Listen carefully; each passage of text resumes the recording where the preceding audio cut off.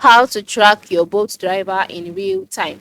Hello friends, welcome to another tutorial. In this video I will teach you how you can track your boat driver in real time. To track your boat driver in real time, just follow this process. The first step is to open your boat app on your smartphone and then book a ride. How do you book a ride? Click on the where to search box, select where you are coming from as well as your destination, and then once you've done that, confirm your order. And then after you've confirmed your order, your map will turn to a live dashboard.